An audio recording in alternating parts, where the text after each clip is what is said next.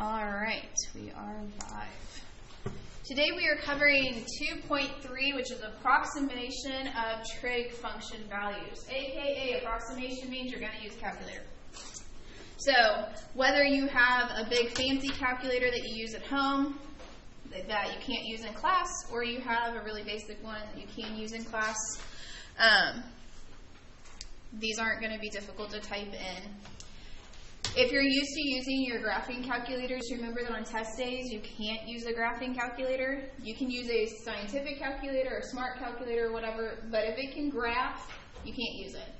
So don't even bother bringing it. I don't want to be mean and have to come around and be like, hey, you got to put that up. I don't have like extras. I will bring mine, so there will be, I guess, one extra that you can use. It's probably older than you are, but it will do the trig functions. If you need help, like if you've never used your calculator for the trig functions yet and you need help figuring out where those are in your calculator, I can help you with that. If you have a Casio, I will do my best to help you with that, but you may have to Google it because I don't like Casio. So, all of that to say, there's not really any notes today. The notes that are up here are actually just examples from the book and examples from your homework on approximating the value of the given expressions. Here it does say up to 8 decimal places as needed. That is a ton of decimal places, but it will be very specific to you in the homework and in the quizzes and things like that on how they want you to represent your value. So for A, it says sine of 40 degrees in 12 minutes. So you can't type that into your calculator. You don't have a minute button on your calculator. So you do have to do the conversion that we talked about in Chapter 1 on converting minutes over into degrees so that you can have that to type in. And so that's what we see over here on the side. I have 49 degrees, 12 minutes. I leave the 49 degrees alone because it's already in degrees. And I'm going to convert the 12 minutes into degrees. There's 60 minutes in a degree, so I'm taking 12 divided by 60. That's going to give me the 49.2 degrees that I need. Then it's just plugging that baby into my calculator, sine of 49.2, and I get this approximation. When you do an approximation, you use the squiggly equals. That's what that sign means. It means approximately, because it means you're doing some kind of rounding. When you type that in, it probably fills up your whole screen with digits, and you are rounding to the 8th decimal place.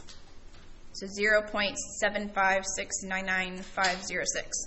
On your homework and quizzes, I don't believe they make you put that 0 in. It is a good habit, though, just because if you only put in the 0.75, so on and so on, what can happen is, like, if you're looking at your notes or you're looking at a problem and you don't put that 0 first, sometimes it's easy to overlook the decimal place. And so it's just a good habit to get into including that 0 placeholder in front if it's necessary. And remember, if at any point you have questions, holler at me on any of this. For B, we have secant of 97.977.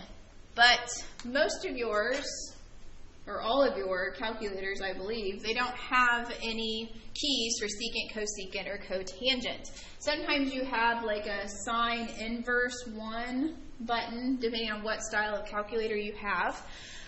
But that's okay. It's not a big deal because we know with our inverse functions that secant is the same thing as 1 over cosine. And so if it's saying secant of 97.977, that's the same thing as saying 1 over the cosine of 97.977. You can type that into your calculator. I think I tested it this morning, and if you did the inverse button, it doesn't, at least on this one, it didn't work. Let me try my second calculator, because my second one's smarter than my first.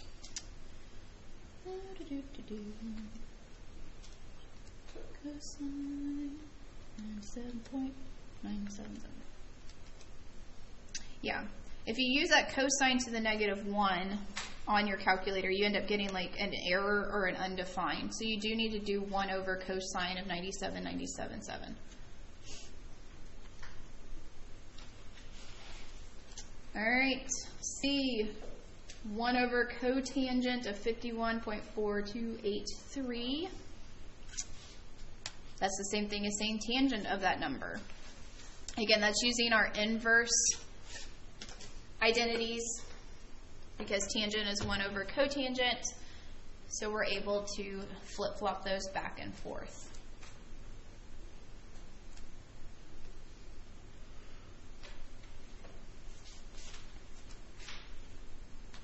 D is our last one of these examples. It's negative 246. The nice thing about your calculator is you don't have to find a reference angle or a coterminal angle or anything like that. You can simply type in sine of negative 246 and it will give you that approximation. That's why this lesson really isn't all that fun to actually lecture, because there's not a lot to teach you, except teaching you how to type stuff into your calculator.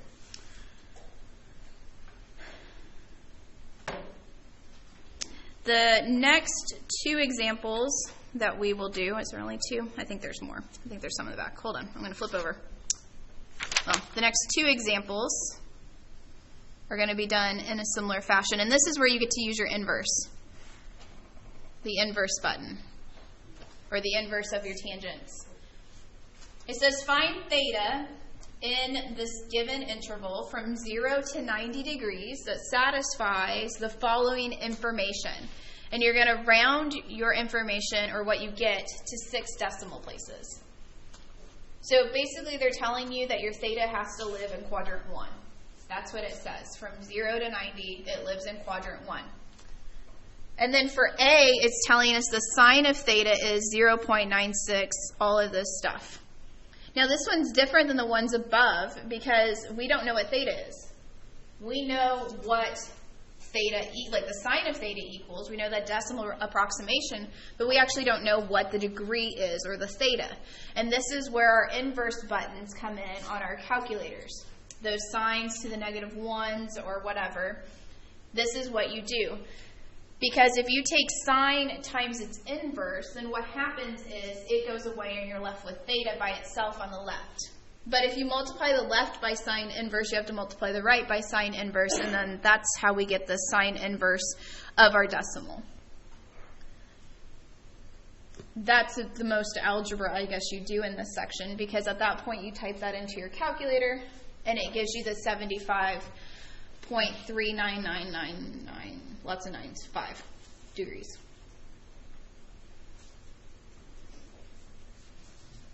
And that is a theta that lies in quadrant 1. So you did get something that makes sense for what they gave you stipulation-wise. Secant, you do this exact same thing, only you have to think about it in terms of cosine, because again, your calculator does sine, cosine, and tangent. So we first need to think about the secant in terms of cosine, and then we do the inverse of cosine. Cosine is 1 over secant, so that's why I said cosine equals 1 over that 1 point, all of that stuff. Take the inverse of both sides, type it into your calculator, and you find that you have 18.5, so on and so on.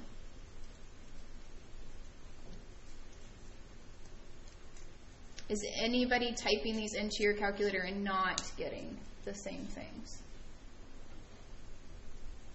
One thing to make sure as we move, or at least right now, is make sure your calculator is in degrees.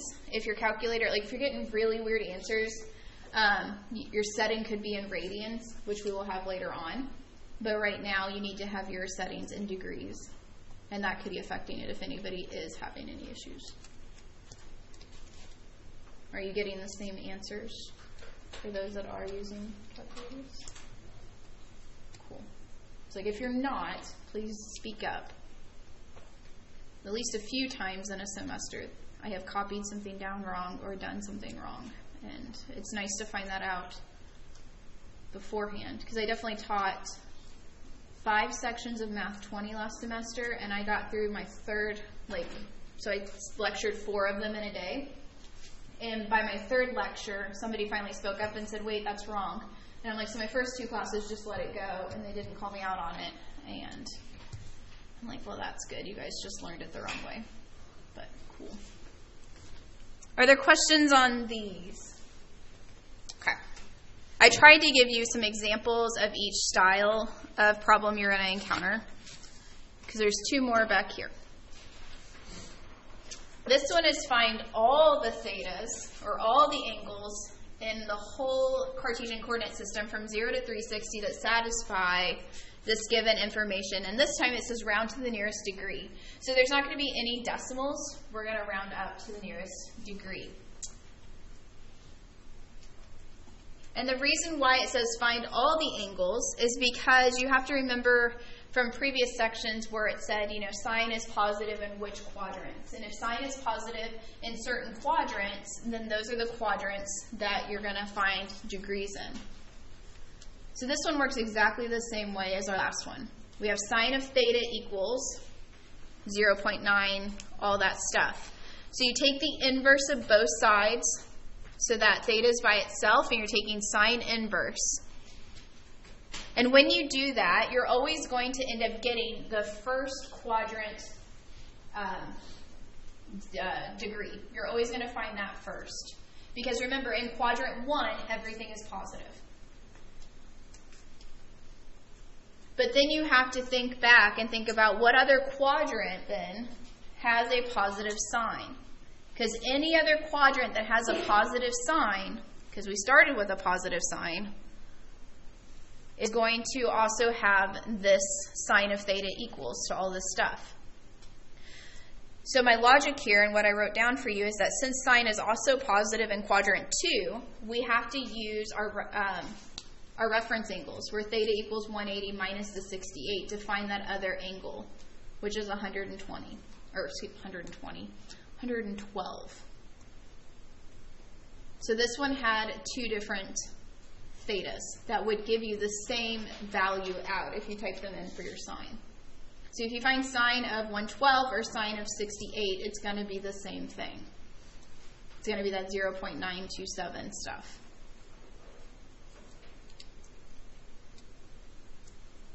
So having your notes open or learning which sections have positive cosine, tangents, sines, that would be helpful.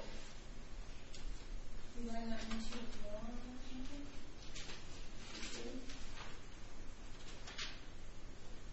2-2?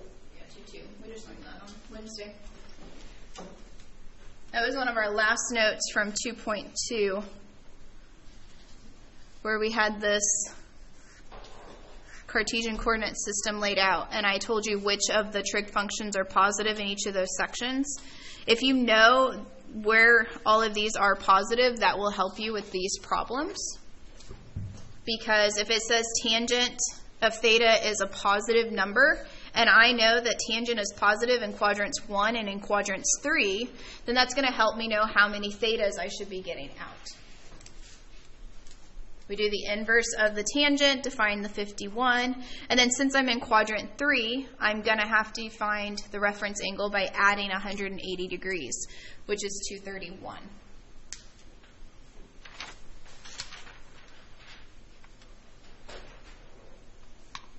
I'm not closing it.